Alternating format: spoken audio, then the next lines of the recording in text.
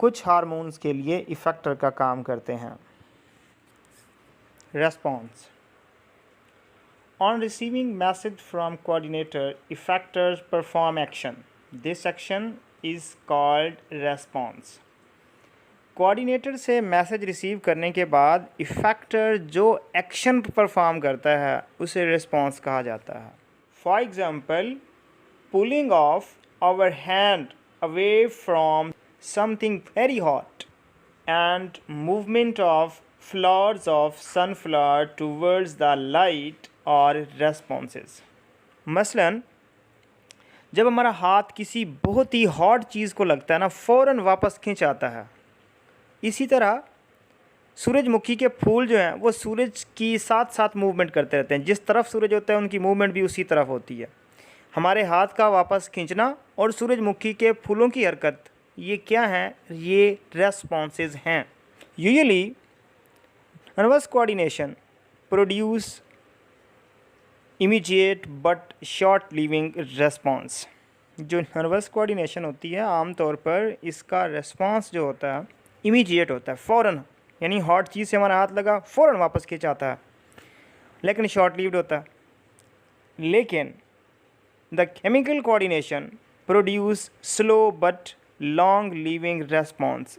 जबकि जो chemical coordination है वो स्लो रेस्पॉन्स तो प्रोड्यूस करती है लेकिन उसका रेस्पॉन्स लॉन्ग लिविंग होता है। एक हार्मोन है टेस्टोस्टेरोन जो मेल्स के फेस पर दाढ़ी और मूछें उगाता है।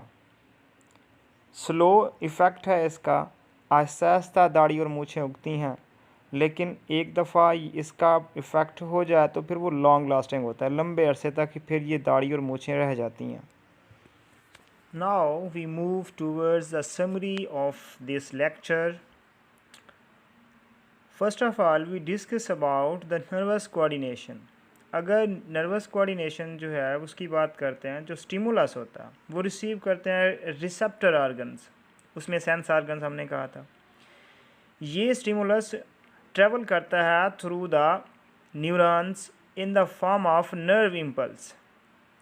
नर्व इम्पल्स की शक्ल में न्यूरॉन लेके आते हैं किसके पास? कोऑर्डिनेटर्स के पास। इस केस में कोऑर्डिनेटर्स जो हैं वो ब्रेन एंड स्पाइनल कॉर्ड्स होते हैं।